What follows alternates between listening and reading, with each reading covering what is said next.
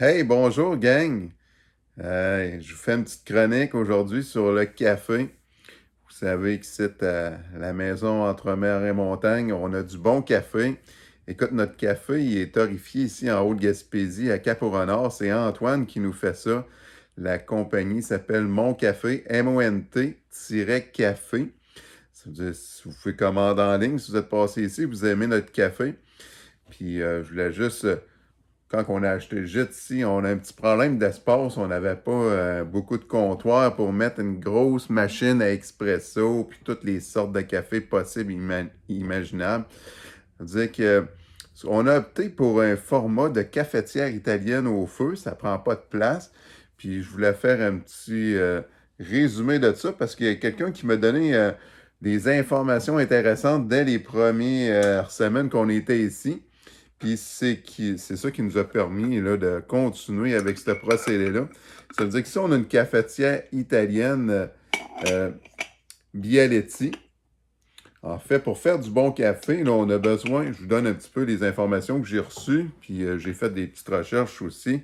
En fait, pour faire du bon café, il y a en théorie trois principales choses qu'il faut avoir. C'est qu'il faut avoir du bon café fraîchement moulu, il faut avoir une autre qualité, puis la, il faut que la vapeur d'eau passe dans le café le plus rapidement possible.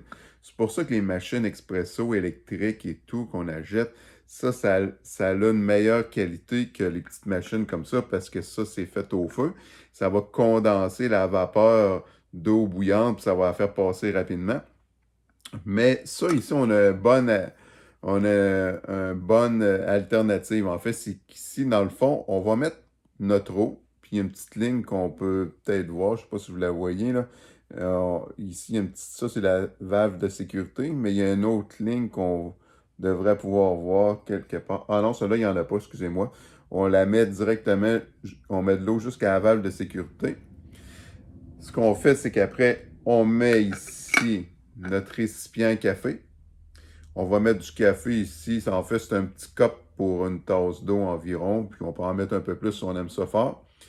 Puis après, ce qu'on fait, c'est qu'on a la cafetière italienne ici, ben, le haut de la cafetière qu'on visse par-dessus.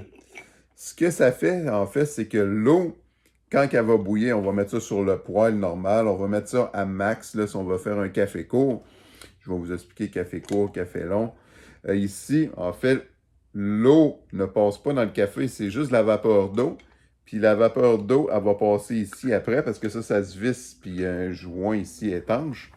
Puis à l'intérieur de la cafetière ici, quand que la vapeur d'eau va monter dans le tube, elle va refroidir, puis elle va tomber sous forme liquide dans le récipient ici, puis elle va passer une seule fois. Ça veut dire que la vapeur d'eau passe une fois, c'est fini. Ce que ça fait, contrairement à une cafetière filtre, la cafetière filtre, en fait, c'est que ton eau bouillante va baigner dans le café longtemps. Elle va aller chercher toute la caféine puis l'amertume de ton café. Puis ton café va être beaucoup plus amer, puis il va avoir beaucoup plus de caféine dedans, puis il va goûter moins de café à cause de l'amertume et tout. Tandis qu'une cafetière expresso comme ça, quand la vapeur d'eau passe rapidement, le plus rapidement possible dans le café, elle ne va pas chercher beaucoup d'amertume, puis elle ne va pas chercher beaucoup de caféine, mais elle va chercher beaucoup plus de goût. Ça veut dire que c'est un café qui va être plus fort, qui va goûter plus le café, qui va avoir moins de caféine, moins d'amertume. Ça fait un café de meilleure qualité. C'est-à-dire, si vous avez une machine électrique qui vaut 500$, c'est souvent plus que tu payes, plus que le café passe vite. Pas le café, l'eau. La vapeur d'eau passe vite dans le café.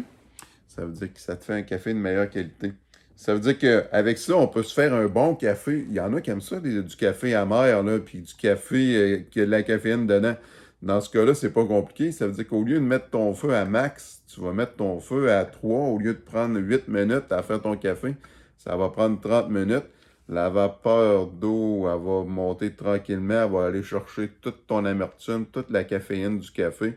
Ça va te faire un café plus long et qui va être moins bon pour la santé. Puis il va goûter, mais il va être c'est un sirop, il va être plus épais et tout.